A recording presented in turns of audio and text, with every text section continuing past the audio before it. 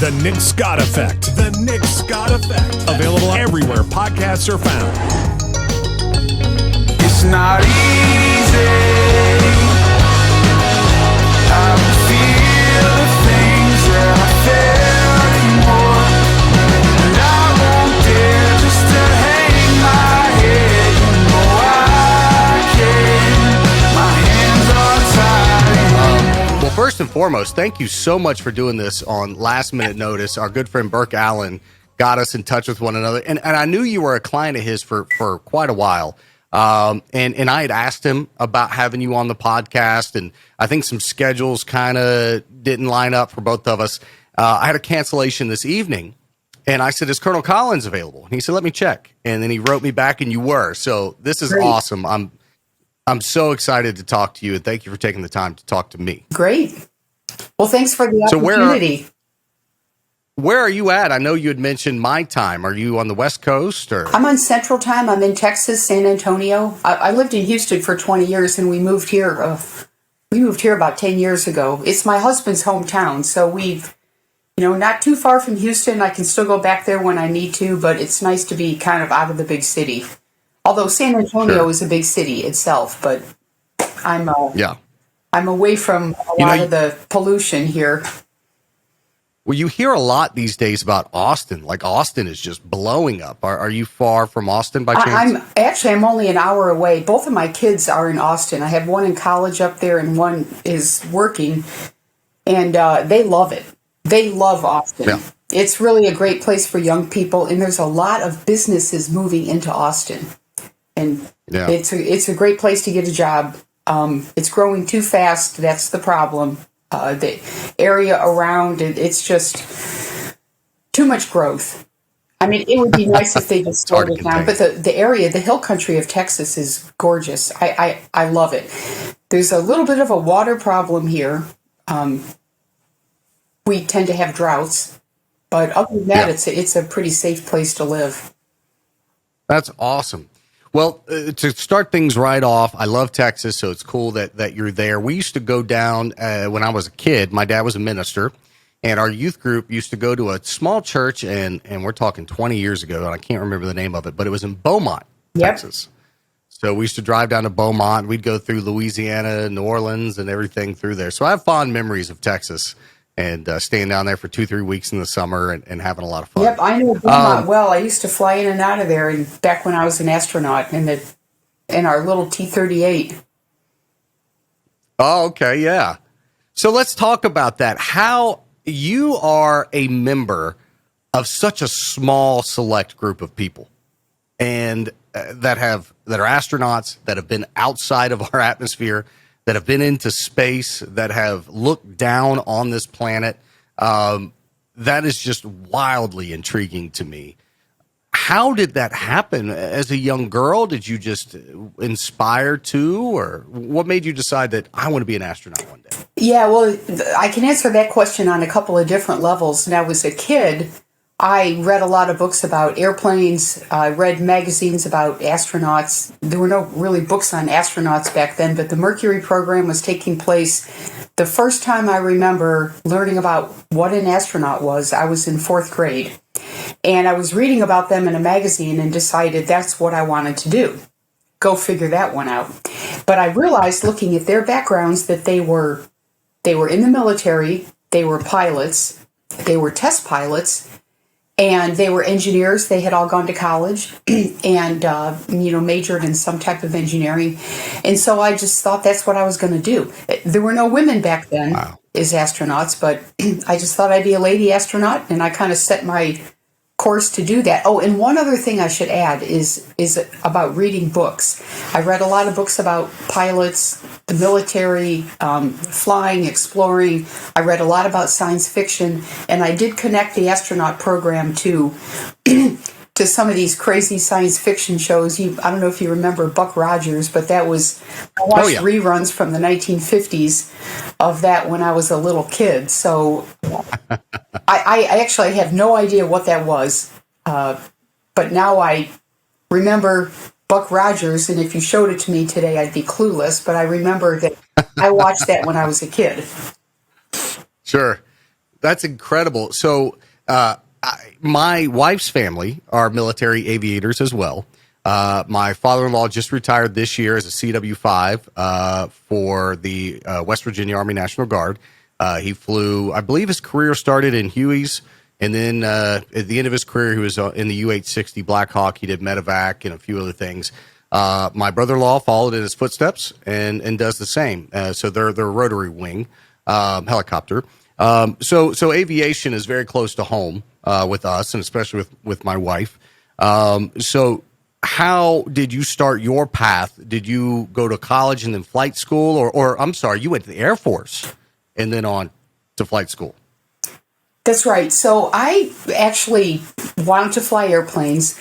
And by the way, it's great to hear you talk about your family and their military service.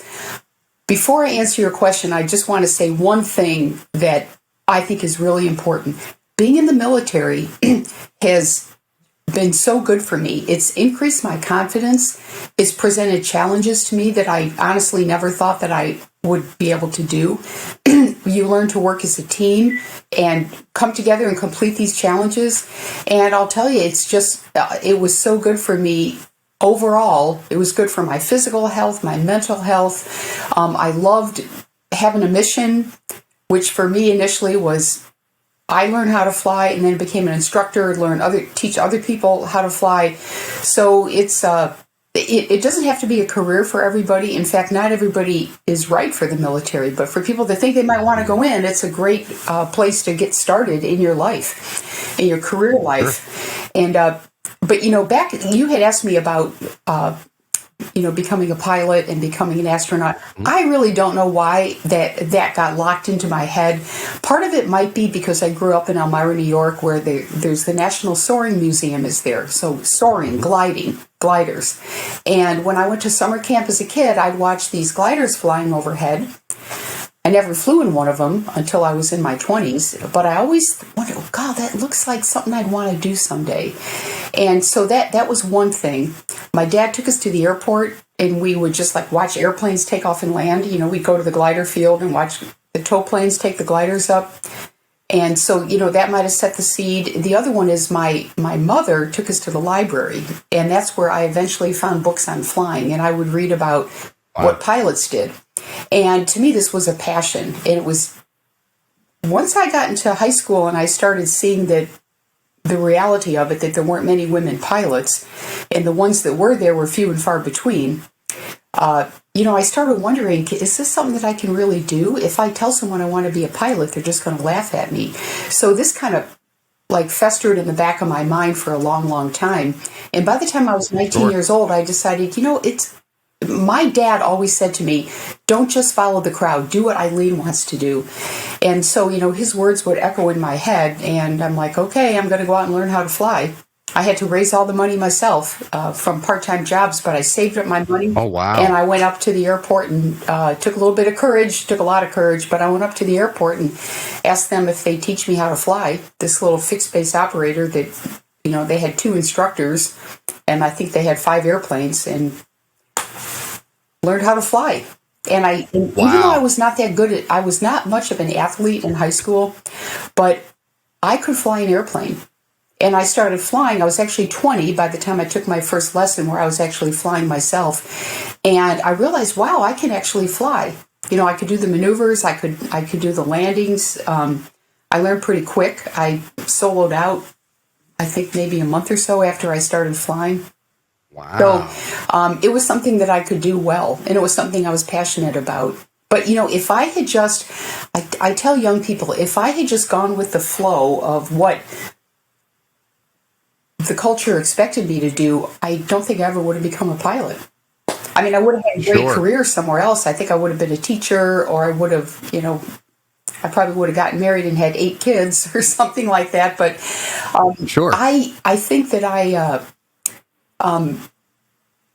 for some reason, this burning passion to learn how to fly made me, I want to say, have the courage to break out of the peer pressure and do something different, if that makes sense. That's amazing. I love that. And that's something I try to, and excuse me, throughout our interview, my allergies here in West Virginia, I don't know how it is in Texas, but pollen is terrible here.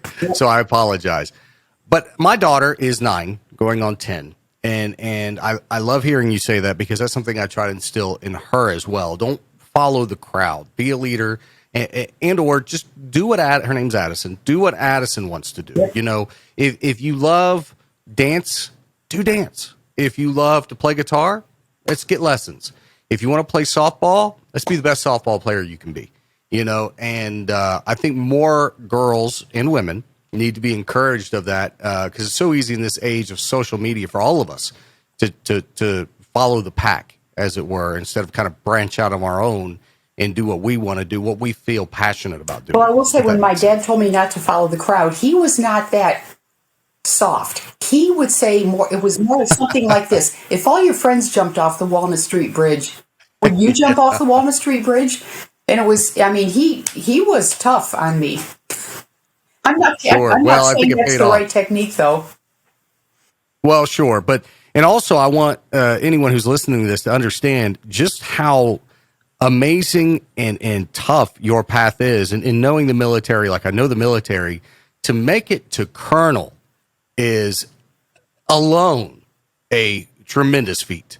I mean, there's a lot that goes into making it to that rank in any branch of the military service, from schools and classes and OCS, officer candidacy, weekends, weeks, being selected, your different service, whatever. I mean, there's a lot that has to happen right for anyone to make it to rank of colonel. So, I mean, kudos to you. That is amazing. And thank you for your service, by the way. But then to also be an astronaut and then command a space mission. I mean, it's, I'm not trying to stroke your ego or anything, but that's incredible. I mean, that is so incredible and so rare. So take me to when you made the decision that I'm going to go, and I mean, do you apply to be an astronaut? How do you ask? Well, I think so. Being in the military, you have to apply to your service. So I was in the Air Force, so I had to apply to the Air Force, which had a selection board leading up to NASA's selection board. So the Army would have their own selection board, the Navy, the Coast Guard, etc., would each have what they called them a screening board. So you had to get through that. And they might have, back in my day, maybe 150 applicants, and the Air Force would screen you. And it was mostly, it had more to do with, can the Air Force let you go? Are you in a career field where they can afford to give you up to NASA? So there was a lot of that going on, but I made it through that board, so I had to apply there first, and then those names get sent on to NASA. Now, if you're a civilian, you apply directly to NASA. You go to USA Jobs, you go to that website, and you just fill out the application, which is not easy. There's a lot they need to know about you before they can call you down for an interview. But, you were talking about making colonel, and, I think in the military, there's a lot of, we'd say, a lot of buttons to push. Mm-hmm. You pretty much have to be getting your advanced degree. You have to go to the service schools. Nowadays, they want you to get a joint service assignment. So there's a lot of that going on, which, I think that some of that is good, but I'm not sure if I think you can have too much of that. The important thing that the services are looking for is what is your career field? Is this something that is needed? In today's cybersecurity is a big thing. So, if you're in cybersecurity, maybe you might have a better chance of being promoted. Or if you are, in a career field that is currently needed, or they don't have enough people, you have a better chance of being promoted. So, those things are going on, as well as a person's leadership ability. This is something that's evaluated by your boss, and your communications ability. So there's a lot that goes into that, and much of it is out of our control. So I never let these things go to my head, and I think it's really bad if you, have too big of an ego, because I think that holds a person back. I think it's very important for a leader to be listening, to be constantly asking their team members, how are things going here? What are the problems? How do you think we can do things better? Let's talk to each other. I can't do everything that you're asking me to do, but, we can't do everything, but we need to talk about everything. So there's a lot of things that go into, being being a leader and then being at a place where you can be promoted. And then the higher you get, when you start getting into general officer, it gets a lot more political. And I never got that far, because once for a military person who stays at NASA, you can be promoted to colonel, but that's pretty much it. If you want to go to general officer, you need to go back to your respective service, and that's something that I never did. I stayed at NASA pretty much until I retired. That's amazing. So when did you get the call that you were being interviewed or selected to be an astronaut? Well, that was great. Well, the first call is to come and do the interview. So I did that in, there were 5 groups of 20, so that was spread out over a couple of months. And then we all knew that the call was going to come sometime in the middle of January. And this was in 1990, when I was in the class of 1990. Well, it turns out they decided to call all of us on the same day that the first class of shuttle astronauts was called 12 years earlier, and that was January 16th. But I didn't know that, so I'm up flying. Oh, wow. I'm up flying I think I was in an A37 that day, doing spins and whatever I was doing. And I was all worked out and sweaty, and I came back, and there's one of those yellow government, I'm going to call them telephone note pads, with a message, call Dwayne Ross at NASA. So I'm like, oh, that's it. So I called him up. My heart's beating. I'm in the administrative office. There were no cell phones back in those days. And the admin sergeant is sitting there watching me, and she knew that I was calling NASA to see if I got into the astronaut program. So I call up, and I was Eileen Collins returning a call for Dwayne Ross, who was the board administrator. And the secretary handed me off to Dwayne. Dwayne handed me off to another person, who handed me off to John Young, who was an astronaut who walked on the moon, Apollo 16. Yep. And he says to me, do you still want to come to Johnson Space Center? And I said, well, yes, sir, I do. And then he went into this long discussion about, okay, we have simulators, and we have T-38s that you fly, and we have these classes and these facilities, and we have these mock-ups, and he's going through all of the things that astronauts do in training, but he never actually told me that I was being selected. That would be killing me. And I get to the end of the call, and I said, well, how am I going to ask him? But I kind of knew, because John Young, because of his stature and who he is, he told the ones that were selected that they got in. And then other people had to call the ones that weren't selected. There was pretty much the other astronauts on the selection board. So I kind of knew it was a good sign that I was talking to John Young. But at the end of this long, 5-minute dissertation of his, he said, do you have any questions? And I said, well, yes, sir. I go, am I coming as a pilot or a mission specialist? Because, by the way, I had applied for both. And he said, oh, pilot. You're going to be our first woman pilot. And then, wow. I knew that, yes, I was going. And it was almost like a huge weight off my shoulders. I thought that I would jump up and down, be happy and, have a big party, and none of that. It was like a huge weight off my shoulders.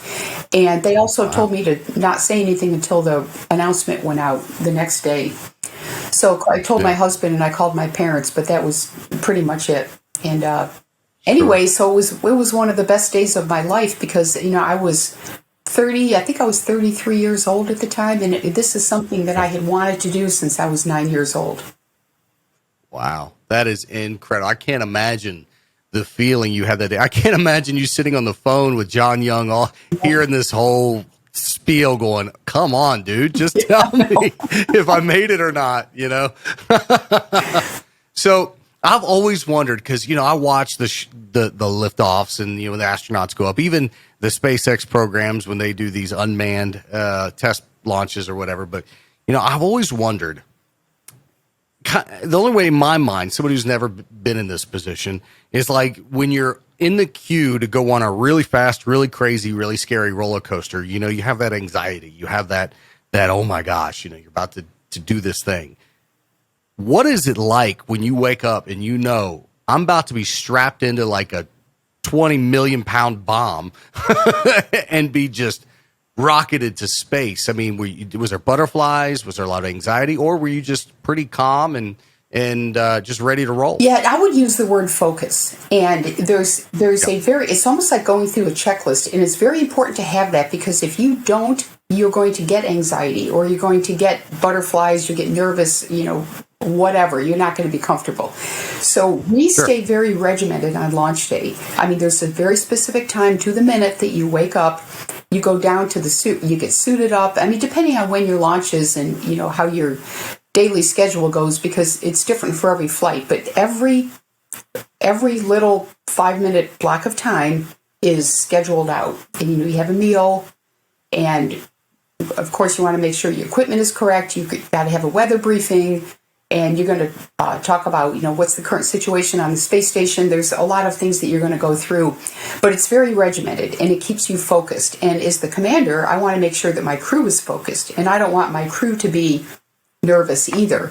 So it's good to have some humor in there. And, maybe you don't want to be playing practical jokes on launch day. We tried to do that and it didn't work, but it's good to have some humor, just mild, low-level humor. Keep the smile on your face. And as a commander, it's very important for me to be confident when I go out there, and to, make eye contact with my crew members as we go through, getting on the bus. We ride out, back then they called it the Astro van. We'd ride out to the launch pad. And then you're going through a very specific regimen. You're going up the elevator.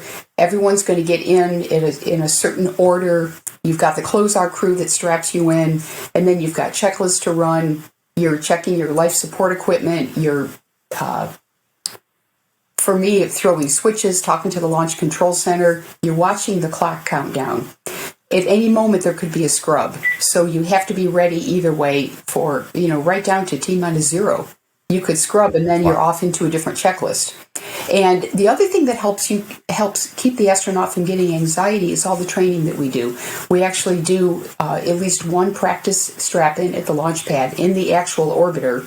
And prior to that, we do a lot of suit-ups and strapping in the simulator and going through those checklists. So I think it becomes kind of I don't want to use the word routine, but it becomes like a procedure. We're going through a procedure step by step to keep you focused. Yeah, that is incredible. Thank you for explaining that, because I've always wondered, because I would be a wreck. But like you said, if you got your mind focused on the 5-minute intervals, what I got to do, what I got to do, what I got to do. Yeah. What's next? What's next? Yeah. So while you're sitting in there, you're strapped in, you're facing up. I've always wanted to know, this is probably a really dumb question, something I could probably Google, but I never have. Are you the one hitting ignition, or is it mission control hitting ignition when you're taking off? Yeah, it's actually the computers that do it. Oh, wow. Everything is programmed. Now, there are places where, very specific places, where engineers in the Launch Control Center can stop the launch. And this happened on my third launch. We were T-8 seconds, and one of the main propulsion system engineers saw what he saw was a hydrogen leak in the back of the orbiter where the engines are. So he actually pushed the button to stop the launch. But and so we ended up going into what was called a recycle, and we went out and we tried to launch again 2 days later. But they can stop the launch. But as far as pushing a button to make it go, the software does that. Oh, and by the way, that's amazing. The commander can also stop the launch. I have a switch over my head. It doesn't go directly to stop the launch, but if I throw that switch, it goes to the NASA safety officer. He's got his eyes on that, and if he sees me stop the launch for, maybe I've got somebody sick or something bad is happening on board, they can stop the launch in the Launch Control Center. Wow, that's incredible. That's amazing. And not to bring up a disaster, a very sad disaster, but Challenger, it was the Challenger disaster. That was a hydrogen leak, correct? Yeah. So am I remembering that correct? That was similar, but what it was, so on ours, the hydrogen leak was liquid hydrogen that fuels the main engines. What Challenger was those white rockets on the side. They're actually separate, but everything's bolted together. But one of those white rockets had a leak in a joint. So these things, they're like 4 stages that are bolted together. And then there's O-rings that kind of keep the hot gases from leaking out. Well, in Challenger, they had hot gas leaking out in one of those joint areas, and it was coming out like a blowtorch. Well, that blowtorch just happened to be going right at the fuel tank where the cryogenic oxygen and hydrogen was. And that blowtorch is what caused the fuel tank to explode. Oh my God. So the leak in the F compartment that we had was different from that Challenger one, but still it could result in a disaster. So you want Sure. so the person that actually stopped the launch got an award for making a split-second call like that, but it turned out it was not really a hydrogen leak. It was a sensor that just went off scale high. And so they just had to repair the sensor. And why it happened at that point in time might have been because of all the shaking going on, but that thing just boom, went off scale high. So he made the right call, but it turned out that there was no leak. Thank you very much. Well, sure. I mean, thank God he would rather be safe than sorry. That's right, you know? Exactly. This episode of the podcast is sponsored by the Appalachian Outpost. They're located in Liburn, West Virginia. If you're familiar with where Logan, West Virginia is, it's knocking on the doorstep right there. And we're talking about, for a third year in a row, the Summer Shindig. This year, happy to announce, country superstar Joe Nichols is going to be performing live at the Summer Shindig, July 22nd, at the Appalachian Outpost in Liburn, West Virginia. Now, the cool thing about this is it's an absolutely free concert. So bring your family, bring your friends, bring your coolers, bring your lawn chairs, whatever. Drive down and make sure to hang out to see Joe Nichols live. We also got my friend Kate Boytek, who's a friend of the podcast. She's going to be performing. And for a third year, yours truly.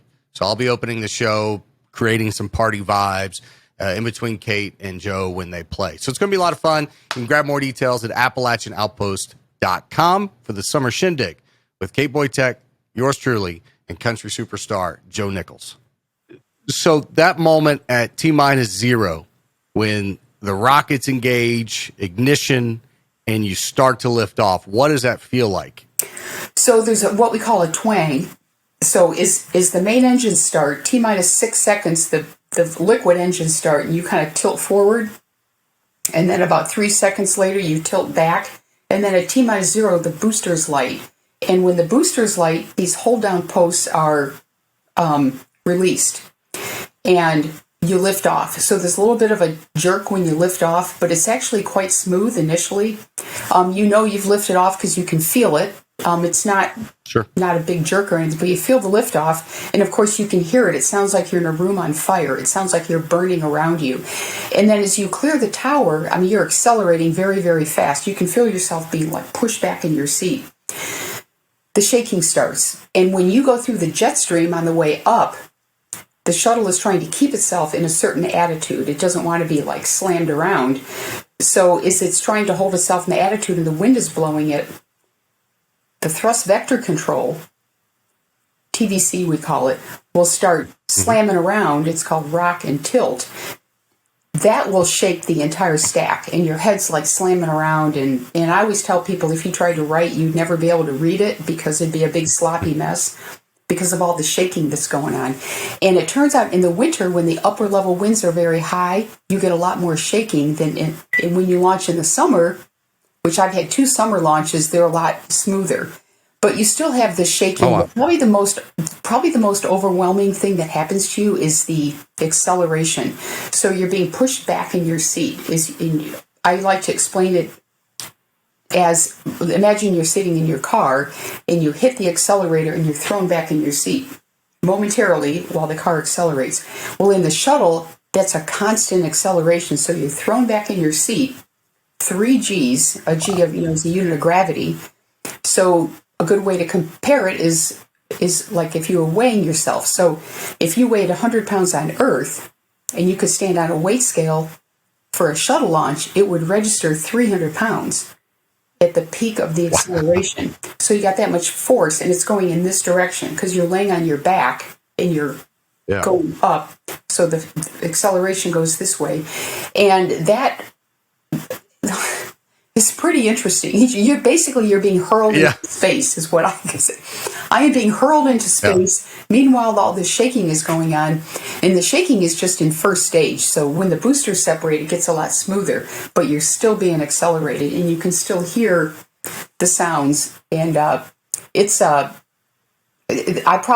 last really eye-opening thing that happens is about 8.5 minutes. The main engines shut off, and the computer sends a signal to shut them off at a very specific microsecond, and everything immediately starts floating.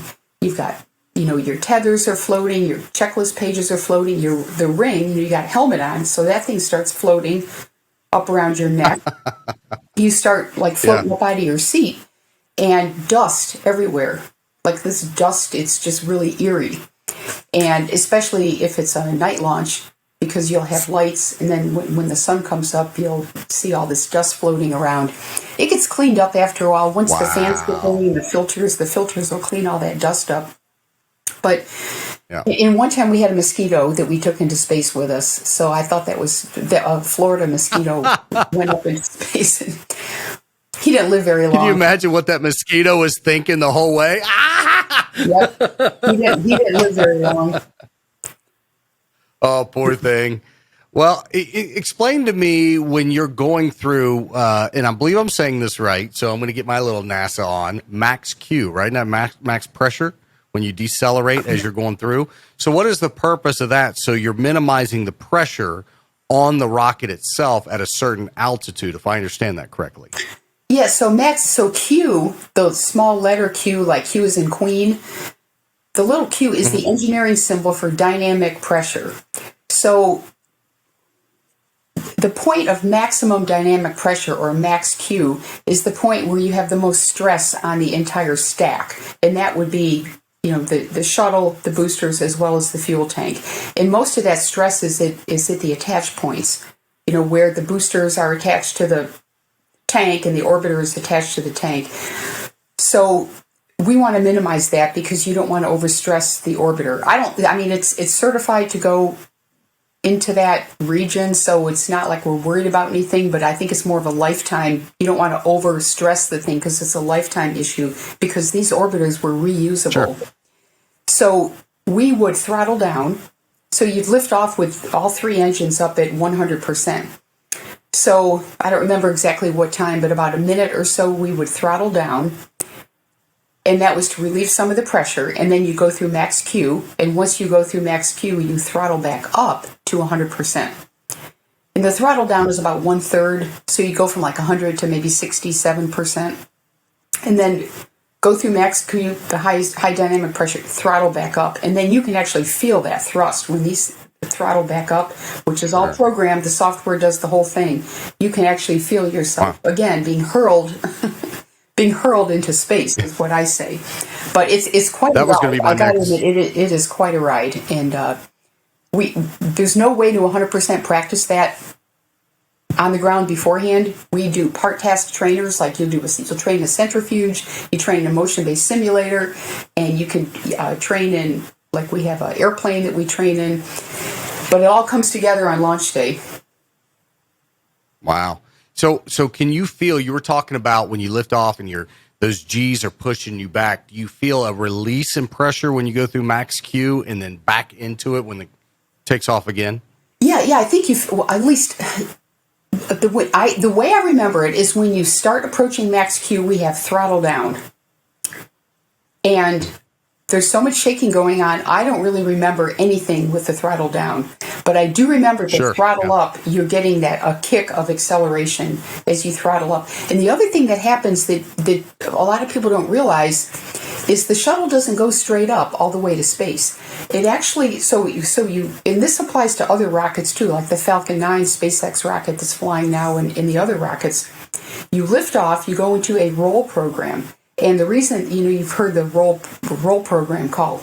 The reason you roll like that is you are heading out over the Atlantic Ocean, because you're getting away from land for safety reasons, but also you're positioning the orbiter so you have communication with the satellite, and that you get the right, as we mentioned earlier, pressures on the orbiter. But as you go up, you're also pitching down. And by the time you get about 2/3 of the way up, which would be maybe around 5.5 to 6 minutes, you're not going up anymore. You're kind of going this way. And then when you hit 7 minutes, you actually dump your nose down and you're going down. And the whole purpose is to get to orbit. You want to put the nose of the stack down a little bit to gain energy, to gain airspeed. Put the nose down, get that speed, and then just before main engine cutoff, you pitch up a little bit because you want your vector going up. You can tell the difference between whether a rocket is going to orbit or if it's going suborbital, like just up and down in like a 10-minute flight. Those rockets can go straight up and come down. If you're going to orbit, you must go into the horizontal to get speed. And that's how, if you see a trajectory of a launch, you can tell if they're going to orbit or not. And I remember back in the early days when North Korea started launching these rockets, like nobody knew what they were doing. But if you understood how, the aerodynamics and the astrodynamics of launching, you can tell they were trying to go to orbit because the way they're pitching down. They're pitching down trying to get that speed so they can orbit the Earth. That is so incredible to me that we, as a human race, have so many smart individuals over the last, 50 to 100 years that have figured all this out. You know what I mean? And it's just incredible. So many of the early, back in the Gemini program, they were trying to figure out how to do rendezvous in orbit. So Gemini had this unmanned, like a drone, called the Agena. And the Gemini astronauts would go up in their Gemini capsule, and they would try to rejoin with these Agenas. And you had to prove, how does rendezvous work? How does orbital mechanics work? So these pilots would they would do it like an airplane. They'd look at their target and they'd add power and they think they're going to go right at it. But no, that's true for an airplane. You add power, you go right at it. If you're in space and you add power, you're going to go up. And that's called a posigrade burn. And these guys had to figure that out. That was a surprise to them. Like, why are we going up? Like, why is my target going under the nose of the spacecraft? A posigrade burn, it's going to raise your apogee or your perigee, depending on where you are. And then a retrograde burn is when, like, you're going this way, but you burn the engines into the direction you're going, and it makes you go backwards. That's a retrograde burn, and that will drop you down. So it doesn't really slow you down that much. It more or less drops you down. So all of this did not make sense to a pilot who has, you have habit patterns and expectations, the way an airplane flies. Well, it flies differently in space. So when we do rendezvous, for example, when the shuttle rendezvous docked with the space station, and today we have the Dragon capsule from SpaceX rendezvous and docks with the space station, the computers help us figure that out. And on shuttle, we had a program called RPOP, Rendezvous Prox Ops Program, and we would use that to help us determine, like, which way those were hand flown, which way do we burn, in, out, right, left, up, down. You would use your RPOP computer to help you with that. Today, that's all autopilot. Everything is done on autopilot. So, did you pilot docking with the space station? Were you the one at the control trying to make sure that was right? Yes. In fact, every docking on the space this whole conversation makes this whole conversation makes my anxiety go through the roof. So in the space shuttle program, which went for 30 years, right, from 1981 through 2011, every docking with the Mir space station and the International Space Station, the commander hand flew the docking, the rendezvous and the docking. So you have 6 degrees of freedom, so you fly through these 6 degrees of freedom, and then when you get very, very close to the space station, you want to dock, you want to control your speed 0.2 feet per second, because it's very slow. When those two come together, it's very, very, and when you get about 2 inches away, I just fire one little pulse into the hand controller and get the two to, like, make pretty firm contact, and then the hooks and the latches pull the two spacecraft together, and then we equalize the pressure and open the hatch, and you can go back and forth between the two spacecraft. But all of that was flown by hand in the shuttle program. Nowadays, it's all done automatically because computers have come along. Why train Sure. pilots to do all that if the computer can do it? Although I believe pilots are still, the commanders and the pilots are still trained to do backup hand flying in case the automatic system is not working. And that's true Yeah, I would for the hope so. Russians also. The Russians do the same thing. So how many space flights did you do in total? Was it 3? Am I remembering that correctly? Well, I flew 4. I flew 2 as a pilot, and then I flew 4. 2 as commander. Wow. And what was your longest stay in space? So my longest was 15 days. So the space shuttle astronauts, which is what I did, we flew usually between 5 days and 20 days was about the length of our missions. Today on the space station, and I've been on the space station, but I was there because I was taking up a crew member, or we're taking up one mission, we were taking up a crew member, another mission, we're just taking logistics and experiments and bringing all their stuff back. But those long duration astronauts are up there from 3 months to a year, depending on, there's a lot of factors that go into how long you're going to stay up there. But in the shuttle program, I flew a 5-day mission, 8-day, 9-day, and a 15-day mission. So it varies depending on what you're doing. Would you ever consider, if they called you up and say, ma'am, would you like to go for one more ride? Would you go? Oh, I think about that all the time. I actually have dreams about that. If I will go up again. I don't know. The problem is, I would love to fly again, but the training for every mission is a massive commitment of your life into that training. Sure. And it's not easy. I would say the learning part is maybe the easiest, but the hard part is you go through this because we're doing things for the first time. On all of my missions, some of the things had been done before, but there's a lot of things that happen that have never been done before.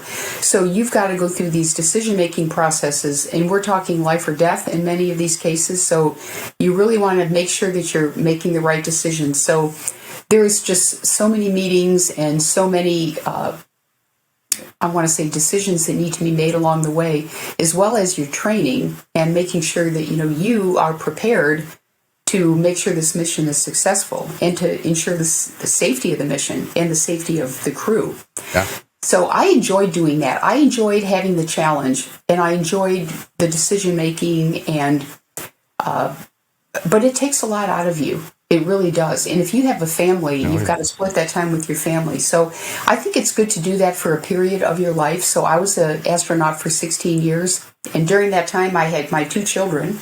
I flew my first mission. My daughter was born. I flew my second mission, my third mission, and then my son was born. And then I flew my last mission. And at the end of the 4th, I thought, I think I'm done, because we had 50 astronauts.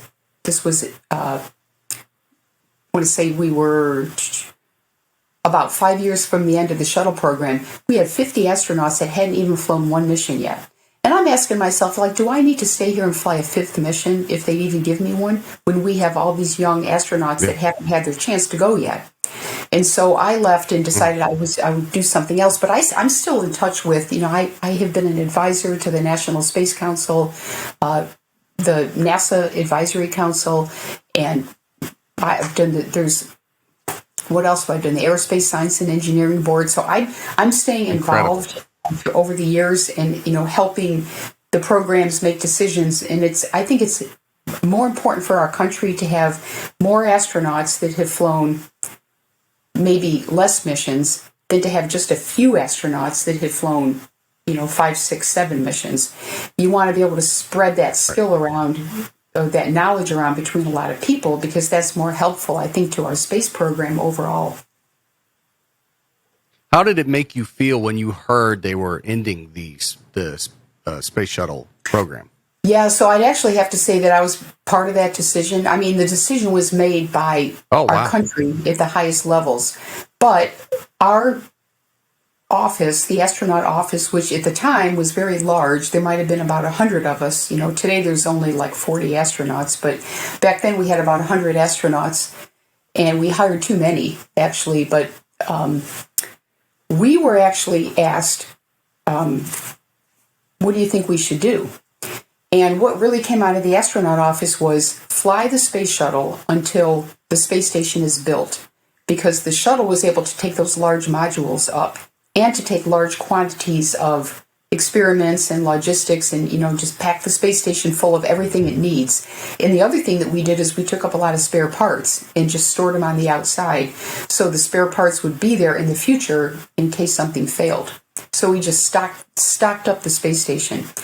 At the end of that time period, you really don't need the shuttle anymore, because all you're doing now is doing crew swap outs. You're changing out the astronauts, and you're changing out experiments, and you bring back the garbage, and you take up like food and clothing and things like that. So we didn't really need the shuttle. The shuttle had 2 accidents. It's a risky design, although it was a very versatile design, and we learned a lot from it. And I think it was a hugely successful design personally, but it was too expensive. Sure. You just can't keep flying the shuttle at that high expense and at risk. So we all decided in the astronaut office that we would like to see the shuttle replacement to be something similar to Apollo. Just a rocket with a capsule on the top, and put the crew on the top. And some of the benefits from that, you remember the Challenger accident, that was during the launch. They did not have a crew escape system. They had no way to get ejected out of the fireball. But with the capsule on the top, like the rockets we have today, if there is an explosion, you can eject the crew off the top, and the capsule will come splash down, and you save the lives of the crew. So that's one benefit. Wow. But the other benefit to having a rocket design like Apollo, when you think about what caused the Columbia accident, they had a hole in their heat shield. Because remember, the shuttle kind of hung down low, and any stuff that fell off the stack could hit the heat shield. If you have a capsule on the top, your heat shield is protected. That is the design we're flying today. So you have a crew escape system, and you have a protected heat shield, much safer than the shuttle design. And spaceflight is still risky, but I think that the rockets that they're launching today are much, much safer. Just in the essence of their design, they're much safer. Do you feel it's the right decision to go with a private company like SpaceX versus taking it out of kind of NASA's hands? Yeah, so that's the question. So far, so good. I was a little bit maybe doubtful at first, because the private companies, their goal is to turn a profit, right? So NASA's goal was to, we're going to fulfill the mission, but with the money that Congress gives us. We still had 2 accidents, and a lot of the causes that went into that accident were blamed on the fact that, maybe we were going too fast or we didn't have enough money. There were a lot of reasons that went into those accidents. And you want to make sure that if you turn over the ownership and the operation of these rockets to a private company, that they learn those lessons that were made back in the early days, and that they're searching, that their goal of turning a profit doesn't encourage them to do something that's too risky. So I've watched this as months and years have gone by. These companies know if they have an accident, it could be completely over for them. So they do not want to have an accident. And they're very, very, from what I've seen, I don't work for them, but I've talked to their employees. Mm-hmm. From what I've seen, they are doing a pretty good job so far. And these rockets that blow up, they're all part of the development process. And obviously there's no one on board. But by the time you got to make that decision, are we ready to put astronauts on board? That's where, and by the way, NASA is involved in that. With we've got SpaceX, we've got Boeing, and then there's some other private companies that are also launching people. And there's a whole risk management process that they go through to make sure that it's ready and it's safe. Yeah, I watched the most recent launch where they put the what they call it, the super heavy or whatever on top, and it looked like a successful launch. I mean, the one guy said they were just happy to clear the pad, but it went into like a weird space. So it was the one they just did like last week. That was April 20th, and I was watching the launch.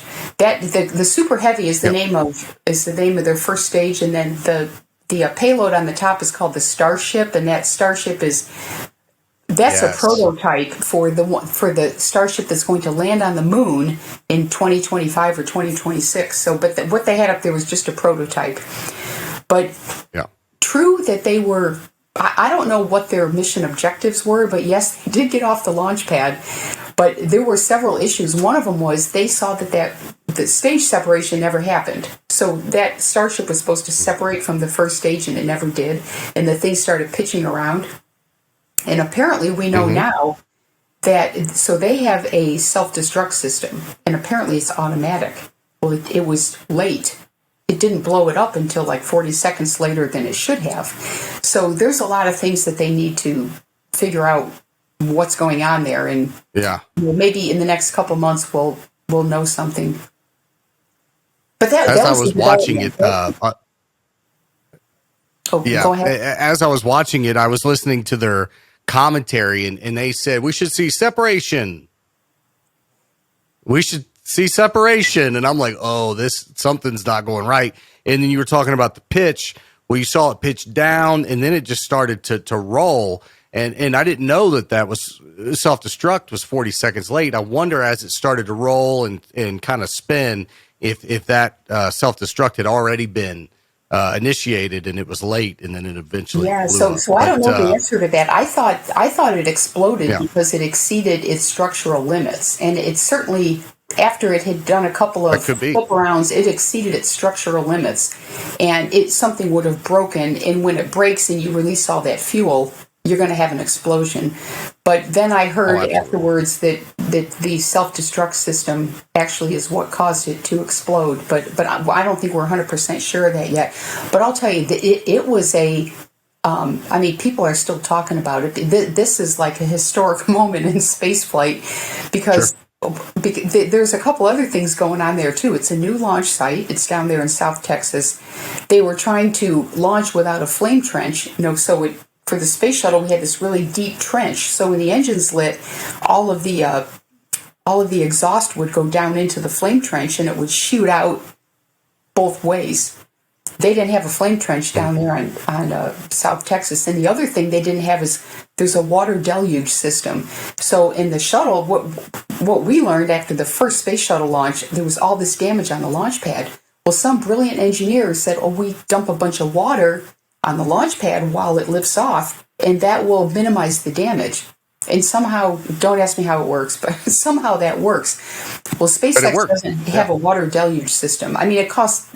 It's going to cost a lot of money to put in a water deluge system, but it works. So I'm not sure what they're going to do, but clearly that 33 engines is going to cause a huge. And all that weight that they're lifting off is a lot of debris to be flown off, to be ejected all over the place.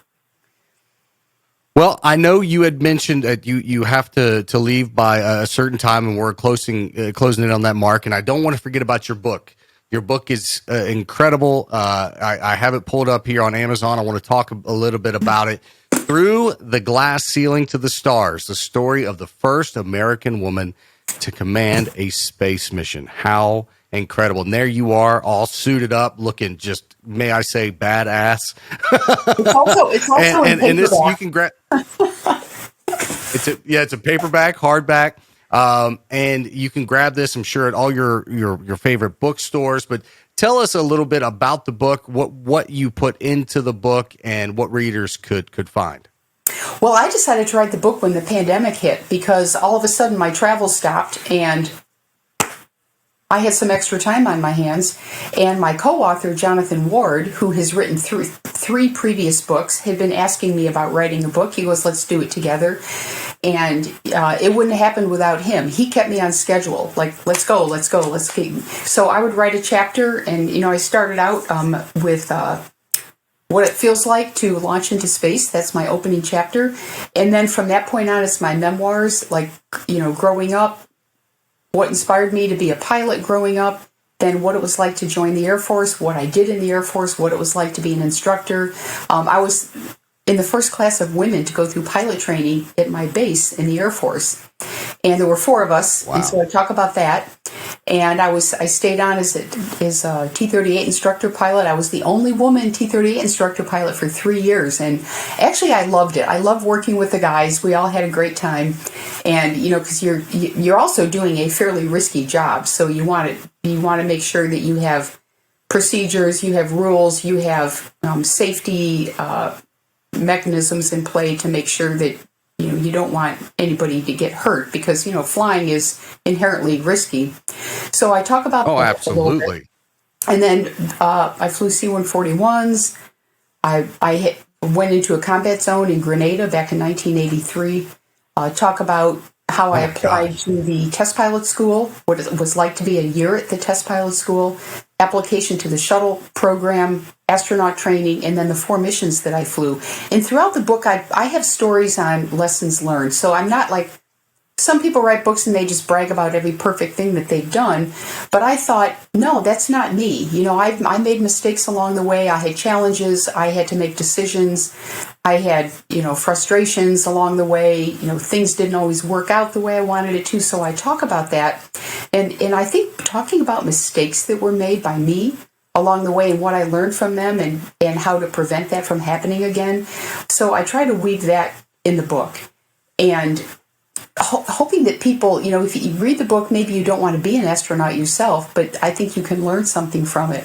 And I hope the book will also encourage young people to consider the military or the space program as a career option for them.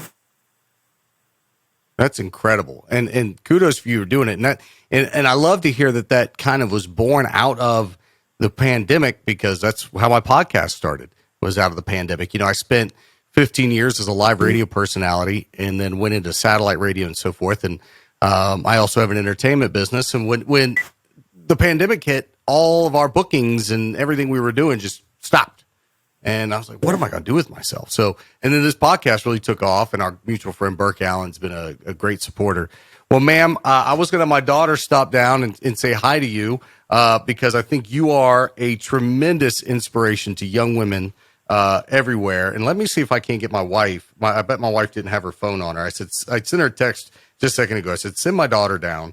And I'd love for you to say hi to her if you have just a few extra moments. Is she in fourth grade? Like I said, third grade. Third grade. So okay. Let me see if my wife will answer.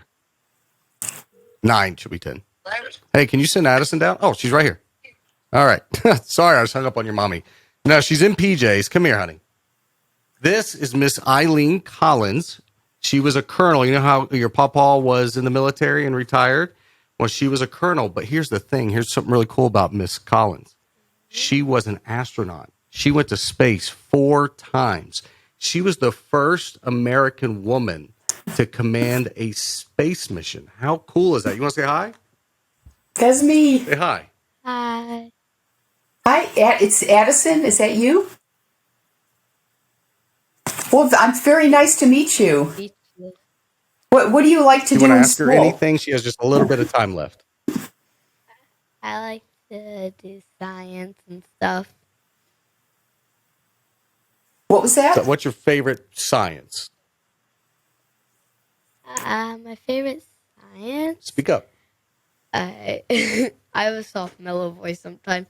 My favorite thing is science in school, and my most favorite thing I like to do in science is probably like the exploding science experiments. The ones that explode. Oh, so your favorite is, did you say your favorite subjects is science and you like things that explode? Her favorite subject is science. You got to speak up into this mic, honey. Her favorite subject is science, and she loves doing the science experiments where they mix things and they explode or whatever. You got to speak You know up. what? That sounds just like what I said when I was your age. So when she was about your age, read a book about becoming a pilot, and she's a pilot like your pawpaw. And she went in the Air Force, and then when she was done with the Air Force, she also wanted to be an astronaut and applied, and they hired her, and that's how she went to space. So she, I believe, is a great example for young girls like you that you can do whatever you set your mind to. That's right. Really cool. You can do whatever you set your mind to. So while you're in school right now, you should, do your coursework, do your homework, and along the way, you're going to find something that you're really passionate about, that you really want to do. And listen to your parents too. Listen to your teachers. So there's a lot to I don't know if you heard her because my mic isn't picking up really well on her voice for some reason, but she said, I think you're really cool. Oh, well, thank you. But you know what? The other thing that's really important is reading books. I like reading books. It's just COVID made Speak up. COVID made me fall a little bit behind. So we have been playing a little catch up with her reading because of COVID, but she's doing phenomenal. She's doing a great job. Yeah. Well, Colonel Collins has to run. Is there anything you want to say real quick before we say bye? Whenever I'm older, I really want to become a doctor. Perfect. That's great. And you could actually be a doctor astronaut too. We actually have many doctors in the astronaut program. And we also have doctors in the space program, and they're called flight surgeons. So you could be a doctor and a pilot like Colonel Collins and Pawpaw was. How cool would that be? All right. Well, you want to say bye? She's got to go. You are adorable. I think we must be getting ready for bed now. Well, it was very nice to meet you, Addison. Very nice to meet you too. Oh, I pulled your hair. I pulled her hair. I'm very sorry. Wow, well, thank you so much for doing that. I'm sure you touched her tonight, so I appreciate that. Oh, that Colonel made me Collins, very happy. Please. Awesome. Thank you. It made me very happy as a father. Hey, I know we're up against the clock here and you got to run. The next time there's a big shuttle launch, or maybe when we're heading to the moon, or if you just want to come on and you're writing another book or whatever, please reach out to me. You are welcome on this program anytime you would like. Yeah, we can talk about going to the moon. I'm happy to do it. Thanks for having me on your podcast and asking. Those were great questions. It was really interesting. Thanks.